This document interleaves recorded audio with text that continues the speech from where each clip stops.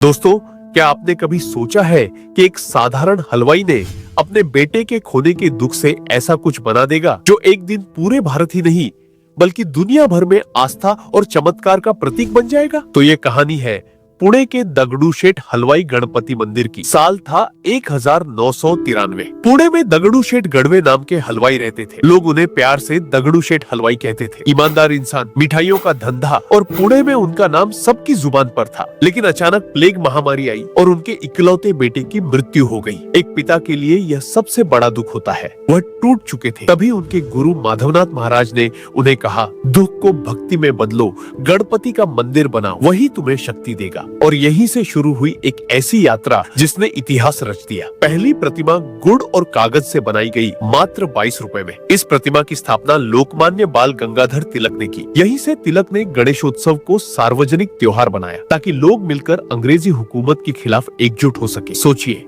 एक हलवाई का दुख, एक मूर्ति और तिलक का निर्णय, यह तीनों मिलकर आज के गणेशोत्सव की शुरुआत बन गए। लेकिन यही कहानी यही नहीं रुकी। 1996 में दूसरी प्रतिमा बनाई गई और फिर आगे चलकर 1967 से 1968 में तीसरी प्रतिमा स्थापित की गई। इस बार यह प्लास्टर ऑफ पेरिस से बनी थी, जिसे कलाकार नागेश शिल्पी ने तैयार किया। यही प्रतिमा आज दगड़ूशेठ गणपति के रूप में विराजमान है और करोड़ों भक्तों की आस्था का केंद्र है। अब जरा इस मूर्ति की भव्यता की कल्पना कीजिए। यह प्रतिमा लगभग 7.5 फीट ऊंची और 3 फीट चौड़ी है। इसके ऊपर चढ़ा हुआ है लगभग 40 किलो सोना। सिर्फ सोना ही नहीं, इस पर जड़े हुए हैं करीब 60,000 कीमती रत्न, हीरे, पन्ना, रूबी और बहुत कुछ। इन आभूषणों को बनाने में 40 कारीगरों ने करीब 60,000 घंटे लगाए। हर डिजाइन खास है। कमल, कलश, मोर और त्रिशूल जैसे पवित्र प्रतीक।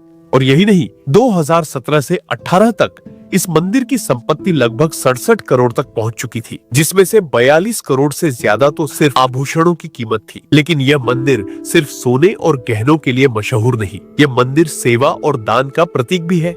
शेरमन दगड़ूशेठ हलवाई सार्वजनिक गणपति ट्रस्ट आज अनाथ बच्चों को आश्रय देता है, बेसहारा बुजुर्गों को सहारा देता है, अस्पताल और शिक्षा संस्थान चलाता है और गांव-गांव जाकर गरीबों की मदद करता है। 2003 में बनाए गए पिताश्री वृद्धाश्रम में 400 से ज्यादा बच्चे और बुजुर्ग रहते हैं। इस मंदिर की ख्याति इतनी दूर तक फैली कि थाईलैंड के फुकेट में इसका 50 फुट ऊंचा रेप्लिका बनाया गया। सोचिए, पुणे का यह मंदिर जिसकी शुरुआत एक पिता के आंसुओं से हुई थी, अब विदेशों तक भारतीय आस्था की पहचान बन चुका है। और यही कारण है कि हर साल यहाँ लाखों लोग दर्शन करने आते हैं। गणेशोत्सव के दौरान तो यह मंदिर सच में सोने की तरह चमक उठता है। हर भक्त की जुबान पर सिर्फ एक ही नाम होता है, नवसाचा गणपति, यानी दगड़ूशेठ हलवाई गणपति। तो दोस्तों, ये सिर्फ एक मंदिर की कहानी नहीं, ये दर्द को भक्ति में बदलने की कहानी है। ये इंसान की हिम्मत, विश्वास और सेवा का प्रतीक है। यही वजह है कि जब लोग इस मंदिर में जाकर गणपति बप्पा मोरया कहते हैं, तो वह सिर्फ आवाज नहीं होती,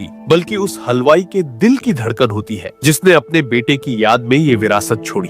और दोस्तों, अगर आपको ये कहानी दिल को छू गई हो तो कमेंट में जरूर लिखें, गणपति बप्पा मोरया। और मैं भी भगवान से यही प्रार्थना करता हूँ कि आपकी हर मनोकामना पूरी हो और हर घर में सुख शांति आए। और ऐसी ही सच्ची और रोचक कहानियां पाने के लिए जुड़े रहिए आपके अपने फैक्ट वाला 365 के साथ।